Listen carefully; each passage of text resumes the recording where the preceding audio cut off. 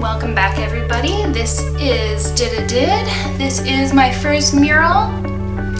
So the thing that I'm going to be going through with you is supplies right here, things that I realized that I might have needed, and I'm going to talk about a couple lessons that I learned along with my process. So one of the first things was that while taping, I realized that I probably should have dusted the top of the doors because the tape didn't stick that well. Another thing is to get most out of your colors. Luckily, my friend, he had this shade of blue and he had lots of white, so I can make up to 2 to 3 different shades with that.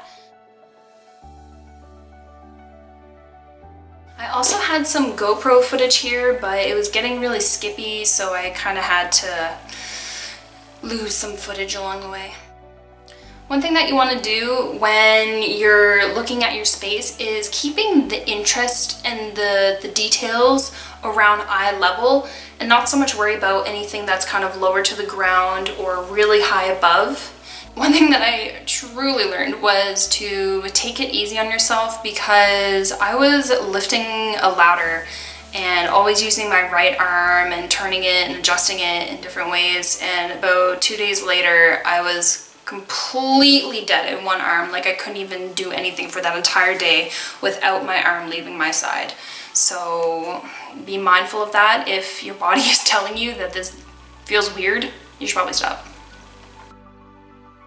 Have something happening within your painting about every square foot, depending on the size. Just because if people can get up close and see it, you want to have something interesting to keep their attention every so often.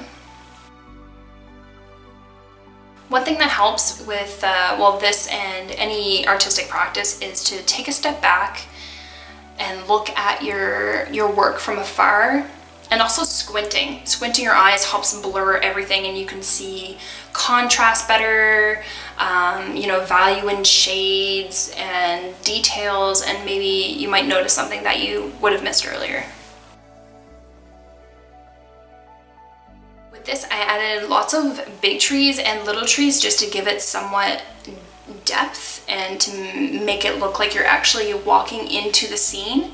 And if you're doing something like a landscape, you probably want to think somewhat logically about what is happening. Like in some areas, there's a reflection of the waterfall, there's ripples in the water, there's fog, there's mist, there's shadows and radial light from the campfire here.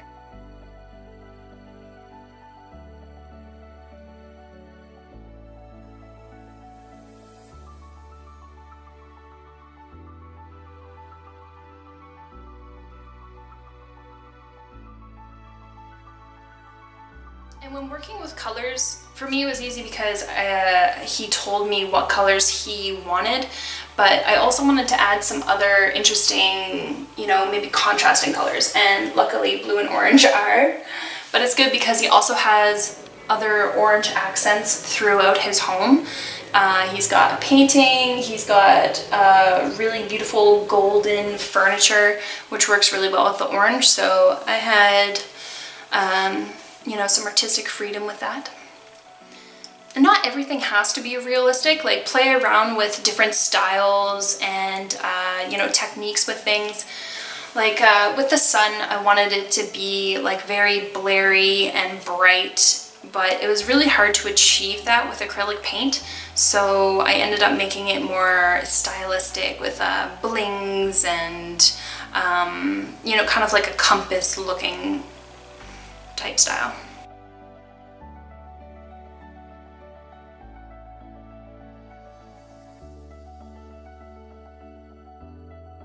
One thing that you want to do is give everything an overall look.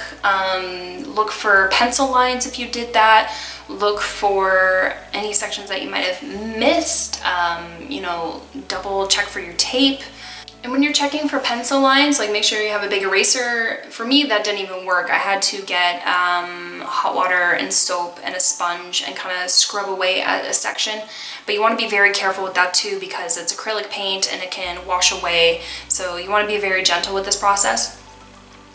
So once everything is cleaned up and absolutely done, then you can varnish, and it'll help keep things nice and clean and smudgeless, and hopefully when bumps and scrapes happen, it doesn't actually reach the surface of the paint, so you won't have to do any touch-ups in the future.